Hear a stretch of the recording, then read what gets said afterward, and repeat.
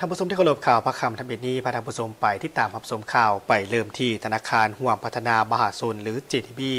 ได้จัดกองประชุมสรุปผลการดำเนินธุรกิจประจำปี 2025 และผ่านทิศทางแผนการประจำปี 2026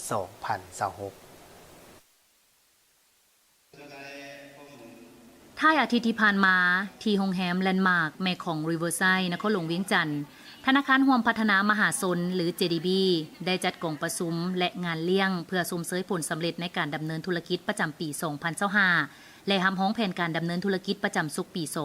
2026 โดยการเป็นประธานของทานวิไลศรีพพรประธานสภาบริหารธนาคารห่วงพัฒนามหาชนมีคณะสภาบริหารคณะอำนวยการหัวหน้าหน่วยบริการและพนักงานวิชาการทั่วประเทศเข้าร่วมท่านสาครโยพันไซผู้อำนวยการธนาคารห่วงพัฒนามหาชนได้สรุปผลสำเร็จการดำเนินธุรกิจประจำปี 2025 และทิศทางแผนการดำเนินธุรกิจประจำสุกปี 2026 ในปี 2025 ผ่านมาเศรษฐกิจสาธารณรัฐประชาธิปไตยประชาชนลาว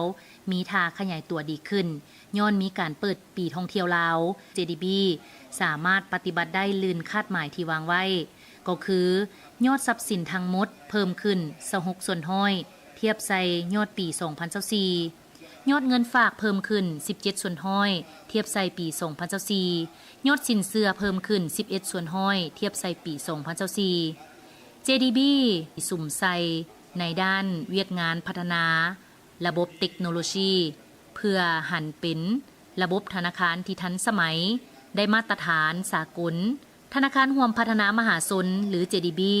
ได้ประสบผลสำเร็จในการซื้อขายหุ้นอย่างเป็นทางการภายหลังประสบผลสำเร็จในการออกจำหน่ายหุ้นให้แก่มวลชนข้างทำอิฐจำนวน75ล้านกว่าหุ้นในราคา 8,800 กีบต่อหุ้นและสามารถระดมทุนได้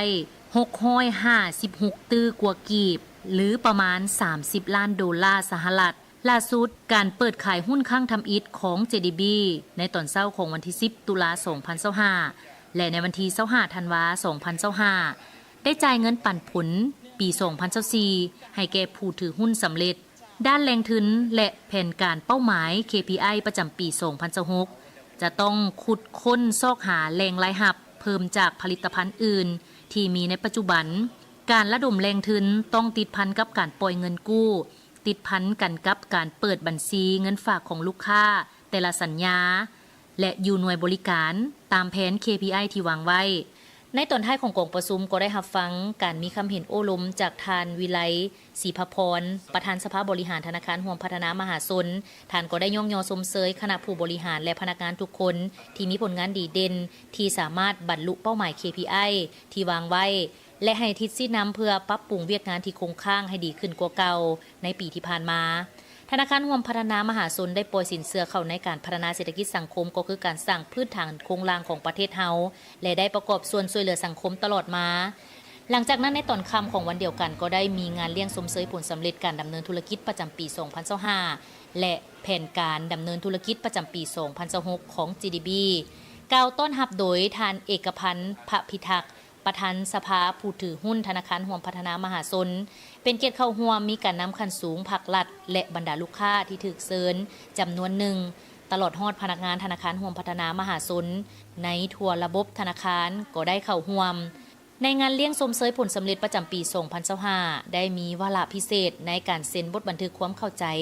ระหว่างธนาคารเพื่อการส่งออกและนำเข้าแห่งประเทศไทยหรือ Exim Bank Thailandและธนาคารห่วงพัฒนามหาชนหรือ JDB และได้ชมวิดีโอภาพรวมผลงานของธนาคารห่วงพัฒนามหาชนที่ผ่านมาและวิดีโอการเปิดผลิตภัณฑ์ใหม่เช่นการบริการสินเชื่อออนไลน์หรือ Digital Loan Services การบริการบัตรเสมือนจริงหรือเอิ้นว่า Visual Card และบัตรสินเชื่อสากล Infinite นอกจากนั้นยังมีพิธีจับรางวัลให้ลูกค้าผู้โชคดีในโครงการแจกโชคใหญ่ยิ่งใหญ่อลังการซึ่งเป็นลูกค้าสำหรับเงินฝากประจำ5 ปีซึ่งผู้โชคดีแมนทานคำไลปัญญาคูณที่เป็นลูกค้าของ JDB ในแขวงเซกองเป็นผู้โชคดีที่ได้รับรถ Toyota Prado ในปี 2026 นี้ JDB จะต้องได้ออกแฮงสู่ซนสร้างผลกำไรให้บรรลุตามเป้าหมายที่วางไว้เพื่อประกอบส่วนมอบพันธะอากรให้กระทรวงการเงินเพื่อสร้างสาพัฒนาประเทศชาติให้มีความเจริญรุ่งเรืองโดยไปตามคำขวัญของธนาคารร่วมพัฒนาเติบใหญ่ไปพร้อมกัน